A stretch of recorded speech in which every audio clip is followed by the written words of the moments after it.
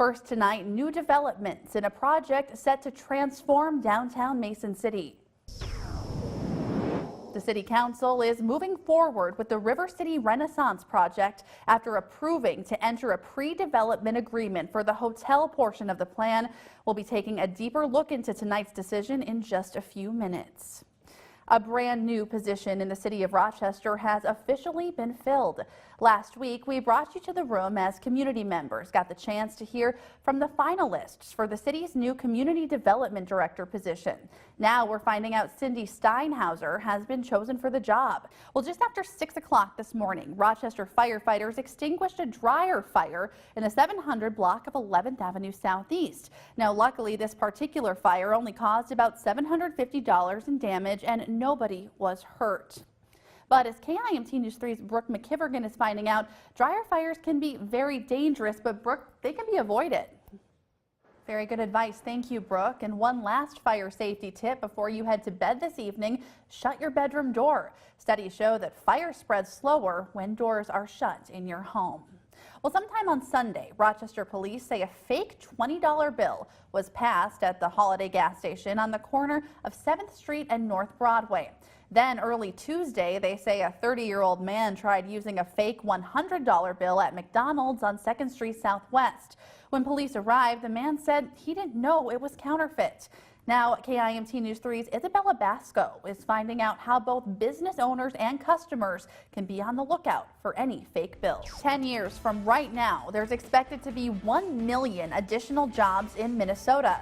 Next on KIMT News 3 at 10, we'll show you what's being done in our area to keep up with the growing workforce. It's been a fun forecast week for sure, because just keeping an eye on the snow and the temperatures, so dependent to see what kind of precipitation we're getting. Time of year when people are starting to hope for snow, I think. I think so, yes. We dip closer and closer to December. All right. Well, thank you very much, Sarah. Of course.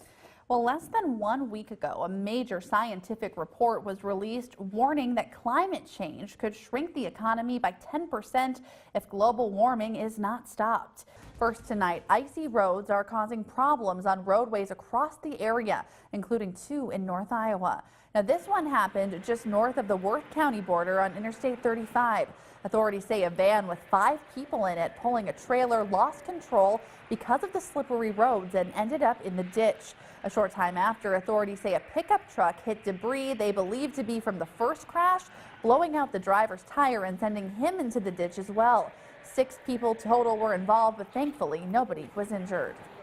And the icy roadways caused a lot more problems than that. According to the Minnesota State Patrol, there were 276 crashes in less than 6 hours tonight across state roadways. Of those, 33 people were injured, 55 vehicles spun off the road, and there were 2 jackknife semi-trucks. And our Storm Team 3 is tracking the potential for a snowstorm in the near future. Let's go now to KIMT Storm Team 3 meteorologist Sarah Knox to find out what we can look for. Sarah, more snow in the future, too. It is a story we're continuing to follow. We now know when a well-known building in downtown Rochester will be demolished. According to the Rochester Public Works Department, crews will start work on tearing down the Days Inn building on the corner of Center Street West and 1st Avenue Northwest on Friday. Tonight, the Rochester City Council made the decision to move forward with consolidating the operations of the Mayo Civic Center and Experience Rochester to one new board of directors. KIMT News 3's Brooke McKivergan was at that meeting. And Brooke, what led up to this decision? Brooke, thank you very much. And while that decision wasn't being made tonight, Councilmember Wojcik says there is a chance that the Civic Center could become privatized in the future. A Minnesota state lawmaker who represents part of our area has been chosen for a leadership role in the House. A local restaurant owes more than $100,000 in back pay. Find out what labor laws Las Palmas is accused of violating next. 26 people will be getting money from a North Iowa employer. Las Palmas Mexican restaurant in Mason City owes more than $120,000 in back pay after an investigation by the U.S. Department of Labor. The restaurant is accused of violating the federal minimum wage, overtime, and record-keeping requirements. Thank you for joining us. I'm Raquel Hellman. First this afternoon, 7 people are behind bars after a drug bust in Rochester. Now, it all started yesterday. KIMT News 3 was on the scene while authorities searched this home on 21st Avenue Northwest because they thought it may be a meth lab. Now, while it didn't turn out to be a lab, what they did find, drug paraphernalia and 80 grams of meth. Now we're learning 7 people have been arrested and they're all facing multiple charges. For a full list of what charges they're each facing, head on over to KIMT.com and look for this story. You'll find it under local news. Yeah, look at that week. That looks really nice. And that will be above average. Average is about 28 degrees for this time of the year. We will take it. Yes, we will. All right, thank you, Brandon. Yeah, our forecast for this week, it looks pretty good, but no doubt there will be plenty of snow, wind, and even bitter cold in store for us still to come this season. So it's important to find that perfect winter coat. And today we are joined by Bethany Bjorklund, who is an immunization nurse with the Cerro Gordo County Department of Public Health, and KIMT News 3's Raquel Hellman. And Bethany gave me a flu shot actually just a couple of weeks ago. In fact, I think my whole family. Raquel, I understand that it's your turn now on live TV. Yeah, Amy, I haven't gotten my shot yet, so I thought what a perfect opportunity to talk about the importance of getting vaccinated. So, Bethany, I'll kind of do this so you can you can access to my arm, and we'll kind of talk about it while you're doing that. Yes. So a lot of people are a little afraid, I think, sometimes to get the flu shot. They think they're going to get sick. So talk to me about that. Is that just a myth?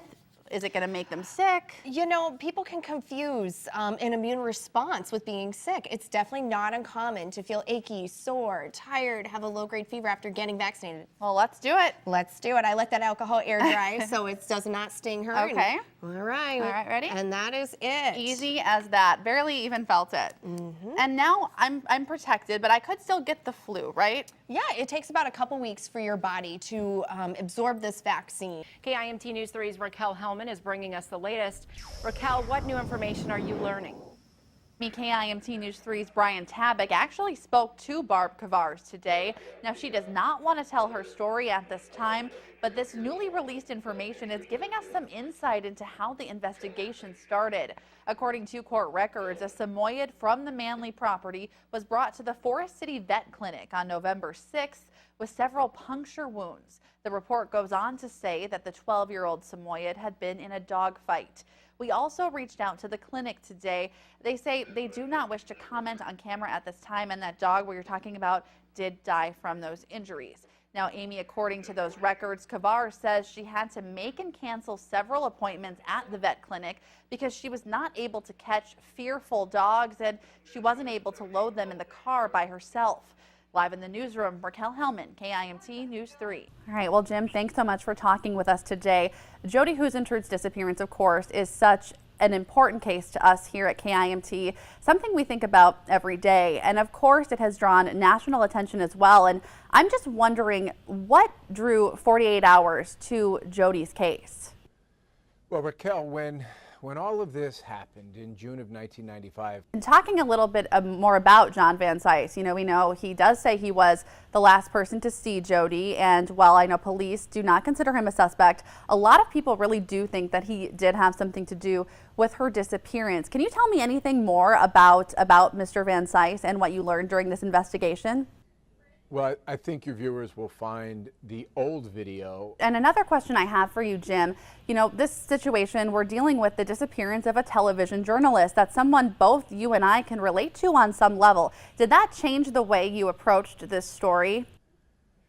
I had remembered when the story broke. Joined now by Sybil from the Humane Society of North Iowa, and we have both of our favorite things today, a little orange kitty. Oh, yes, you and I are the orange the orange kitty ladies. Something about them, right? Totally. So, Dasher, Dancer, Prancer, and Vixen, right? Yes, we do. And Comet and Cupid and Donner. So who are we missing? Do you know Blitzen? This is Blitzen. This is Blitzen.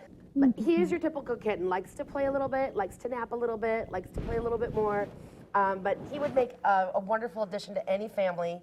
And he'd make a wonderful little Christmas present for someone. Absolutely, and they can stop down tonight even. Yeah, we're open till 7 at the shelter tonight, so come out and see us and ask for Blitzen. Perfect. Thank you so much, Sybil. Thank you.